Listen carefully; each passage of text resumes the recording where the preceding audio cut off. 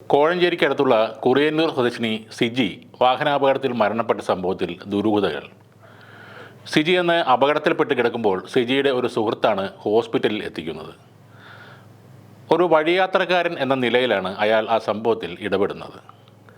എന്നാൽ പിന്നീട് സിജിയുടെ ഭർത്താവ് നടത്തിയ അന്വേഷണത്തിൽ ഈ യുവാവ് വിളിച്ചിട്ടാണ് സിജി രാത്രി വീട്ടിൽ നിന്നും പോയതെന്ന് മനസ്സിലായി.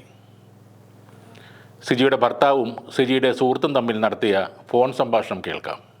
ഞാൻ വരുന്ന വഴിക്കാണ് ഇത് കാണുന്നത്. ഞാൻ ഉള്ള കാര്യമാണ് പറയുന്നത്. പറയരുത് എന്റെ അടുത്ത്. എന്റെ ഫസ്റ്റ് ആക്സിഡന്റ് കൊണ്ട് നീ ഉണ്ടായിരുന്നു, സെക്കൻഡ് ആക്സിഡന്റ് ഉണ്ടായിരുന്നു. എനിക്ക് എത്ര മനസ്സിലാക്കാൻ ഞാൻ മൃഗമല്ല. എനിക്ക് മനസ്സിലാക്കാൻ മനസ്സിലാക്കാൻ പറ്റും. നീ അവളുടെ വീട്ടിൽ പോയത് ഞാൻ അറിഞ്ഞതാണ്. നീ അവളുടെ വീട്ടിൽ പോയത് എല്ലാ കാര്യങ്ങളും ഞാൻ അറിഞ്ഞതാണ്. ഇത് ഇങ്ങനെ പോയി കഴിഞ്ഞാൽ സത്യം പറഞ്ഞ നിന്റെ കുടുംബം വരെ ഞാൻ ഇല്ലാതാക്കി കളയും. നീ കാണുന്നതല്ല ഞാൻ സത്യം പറഞ്ഞു. ഞാൻ ഇറങ്ങി കഴിഞ്ഞാണല്ലോ, ഞാൻ ഇപ്പോഴും ഞാൻ ഇറങ്ങി കഴിഞ്ഞാണല്ലോ, നിന്റെ കുടുംബത്തോടെ ഇല്ലാതാക്കാൻ എനിക്ക് പറ്റും. അതായിട്ട് നീയായിട്ട് പറഞ്ഞായിരിക്കും ഏറ്റവും നല്ലത്. എന്താ സംഭവിച്ചെന്ന് മാത്രം എനിക്ക് അറിഞ്ഞാൽ മതി. ഇല്ലെങ്കിൽ അവളെ തെമ്മാടി കുഴിക്കാതെ അടക്കേണ്ടി വരും. അവൾ എന്നോട് സംസാരിക്കണമെന്ന് പറഞ്ഞു. അങ്ങനെ കോഴഞ്ചേരിക്ക് വിളിച്ചതാ. അപ്പൊ എന്തോ സംസാരിച്ച് തീർച്ചകളായിട്ട് പുള്ളിക്കാരി വണ്ടി എടുത്ത് സ്പീഡിൽ പോയതാ. അപ്പൊ ഞാനാണെങ്കിൽ പുറകെ ഉണ്ടായിരുന്നു. അപ്പൊ പുറകെ ഉണ്ടായിരുന്നത് കാണാതായപ്പോഴാണ് ഞാനിത് സ്ലോ ചെയ്ത് നോക്കിയപ്പോഴാണ് ഇങ്ങനെ ഞാൻ കാണുന്നത്. അല്ലാതെ വേറൊന്നും സംഭവിച്ചല്ല. നീ അവളുടെ കൂടെ ആലപ്പുഴ പോയ ഓർമ്മ ഉണ്ടോ? ഒരു വട്ടം പോയിട്ടുണ്ട്. ഞായറാഴ്ച നീ അവളുടെ കൂടെ ആയിരുന്നായിരുന്നു? ഏത്? ഇന്നലെ ഇന്നലെ നീ എവിടെ ആയിരുന്നു? ഇന്നലെ ഞാൻ സംസാരിക്കണമെന്ന് പറഞ്ഞ് വിളിച്ചത് കൊണ്ട് ഞാൻ പോയത്. നീ എവിടെ പോയത്? ഞാൻ കോഴഞ്ചേരിക്ക്. എപ്പോഴാ പോയത്? അമ്മ ഓർമ്മ, ഒരു 10 മണിയൊക്കെ കാണുന്നത്, 10:09 നിങ്ങൾ തമ്മിൽ റിലേഷൻഷിപ്പ് ഇല്ലായിരുന്നോ? ഉണ്ടായിരുന്നോ? എന്റെ കാര്യം പറഞ്ഞിട്ടുണ്ടോ അവള്? അങ്ങനൊന്നും പറഞ്ഞിട്ടില്ല. പിന്നെന്താ പറഞ്ഞിട്ടുള്ളത്? വേറെ അങ്ങനൊന്നും പറഞ്ഞിട്ടില്ല. നിന്റേതാണോ അവള് പൈസ മറിച്ചത്? ഏതാ പൈസ? നിന്റേതാണോ മേടിച്ചത്? എന്ത് പൈസ? നീയുമായിട്ട് എങ്ങനെയാണ് പരിചയപ്പെട്ടത്? അത്ര എനിക്ക് അറിഞ്ഞാൽ മതി. പൈസ ഒന്നും മേടിച്ചിട്ടില്ല ഞങ്ങളമ്മ. നീ എങ്ങനെ പരിചയപ്പെട്ടത് മാത്രം പറഞ്ഞാൽ മതി. പൈസ ഇടപാടൊന്നുമില്ല. നീ എങ്ങനെ പരിചയപ്പെട്ട അവളെ? ഞാൻ ഈ അക്ഷയ പോയപ്പോ കണ്ടിട്ടുണ്ട്, പിന്നെ ഇരന്തൂര് വെച്ചും കണ്ടിട്ടുണ്ട്. പിന്നെ അങ്ങനെ ഫോണൊക്കെ വിളിക്കായിരുന്നു, അത്രേ ഉള്ളായിരുന്നു. അവള് വിളിക്കുന്നുണ്ടായിരുന്നോ? ഇടയ്ക്ക് വിളിക്കുമായിരുന്നു. എന്താ അവള് പറയാനുള്ള?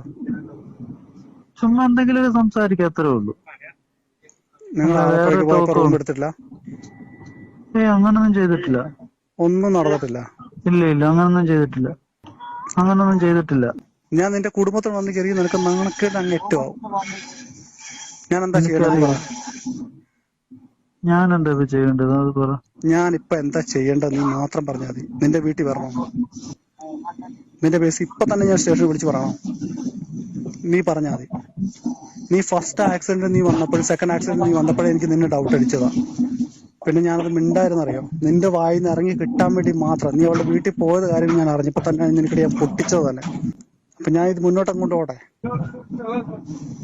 ഇല്ല, അങ്ങനെയുള്ള രീതിയിലൊന്നും ഇല്ലെന്നേ. ഞങ്ങൾ അങ്ങനെയുള്ള രീതിയിലൊന്നും ഇല്ല. ഞാനത് ഇപ്പൊ നാളെ ഞാൻ സ്റ്റേഷനിൽ അടുപ്പിക്കും. ഞാൻ ഫോൺ സ്റ്റേഷനിൽ ബുക്ക് കഴിഞ്ഞാൽ എല്ലാ കാര്യങ്ങളും ഞാൻ അറിയും. സത്യമായിട്ട് പറയുകയാണെങ്കിൽ ഞാനത് അംഗീകരിക്കും. സത്യമായിട്ട് എന്നെ കുറിച്ച് അറിയാൻ വേണ്ടിട്ടാ. അവൾക്ക് നല്ലോണം എന്നെ അറിയാം. ഞാൻ എന്താണ്, എത്രത്തോളം പോകുന്നു അവൾക്ക് നല്ലോണം എന്നെ അറിയാം. ഞാൻ എന്തും ചെയ്യാൻ കാണിക്കുന്ന ഒരുത്തനാ. എന്താണെന്ന് നിന്റെ തീരുമാനം നീ തന്നെ പറഞ്ഞു. ഞാൻ എന്താ ചെയ്യണ്ടേ? നീ എന്താ ചെയ്തെന്ന് മാത്രം എനിക്ക് അറിഞ്ഞാൽ മതി. അയ്യോ, ഞാനൊന്നും ചെയ്തിട്ടില്ല. അങ്ങനെ സ്പീഡിൽ പോയ ഇത് ആക്സിഡന്റ് ആയതാ, അല്ലാതെ ഞാനൊന്നും ചെയ്തതല്ല. അവൾ ഇവിടുന്ന് വീട്ടിൽ നിന്ന് പോയിട്ട് പിന്നെ രാത്രി ആകുമ്പോ നിന്റെ അടുത്ത് വന്നായിരുന്നല്ലേ? 10 മണിയാകുമ്പോ വന്നിരുന്നു. നീ എവിടെ ആയിരുന്നു അന്നേരം?